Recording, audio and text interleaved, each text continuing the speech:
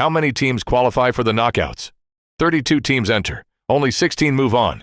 And the difference between qualifying and going home early? Sometimes it's just one goal, 1 minute, one bad decision. Today we're breaking down exactly how teams qualify for the knockout rounds, because it's not as simple as win your group and you're through. There are tiebreakers, weird math, and scenarios that have genuinely broken people's brains in real time. Stick around, because by the end of this, you'll understand it better than most commentators do.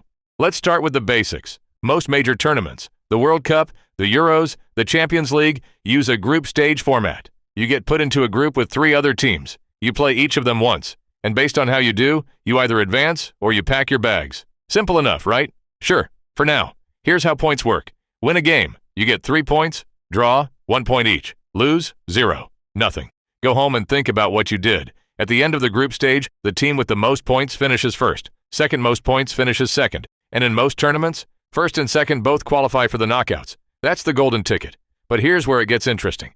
Not every tournament is the same. The World Cup has 32 teams split into 8 groups of 4. The top 2 from each group advance. That's 16 teams through. Clean. Simple. Done. The Euros? Same structure. 8 groups. Top 2 go through. And then the 4 best third-place teams also qualify. Yes, third place can still make it, which means finishing dead last is the only way you're definitely out. That's actually huge. It means even if you lose your first 2 games, you're technically still alive. In theory. In practice, it's basically a miracle scenario. But it's happened. And it keeps things dramatic until the very last group game, which is exactly what the tournament organizers want. Now let's talk about the Champions League, because this one's different. For years, it was straightforward groups of 4, top 2 advance. But starting in 2024, they blew the whole thing up. 36 teams, one giant league phase. Everyone plays 8 games against different opponents.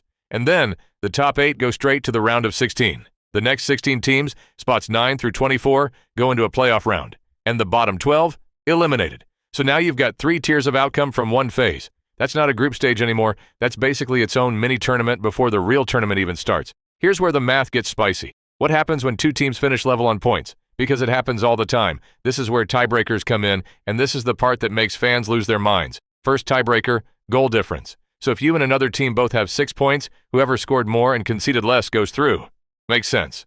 Second tiebreaker, goals scored. So even if your goal difference is the same, the team that scored more total goals advances. This is why you'll see teams absolutely hammering a weak opponent in the final group game. Every goal matters. Third tiebreaker, head-to-head record. What happened when the 2 tied teams actually played each other? That game becomes the deciding factor. And if it's still level after all of that? Fair play points, disciplinary records, UEFA coefficients, and in some competitions, a literal coin flip. A coin flip to decide who goes to the knockout rounds of a major tournament. Football is beautiful and chaotic, and I love it. Let's talk about the third place scenario more, because it's genuinely fascinating. At the Euros, there are 6 groups, 4 teams per group. Top 2 go through automatically. That's 12 teams. But then the 4 best third-place finishers from all 6 groups also qualify. That brings the total to 16. Perfect bracket. But here's the catch.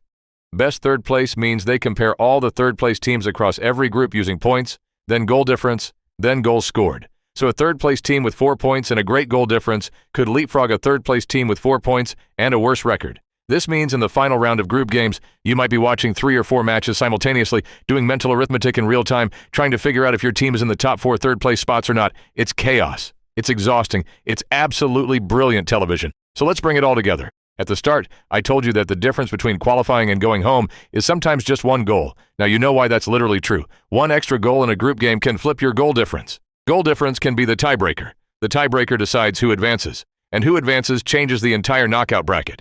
Every single match in the group stage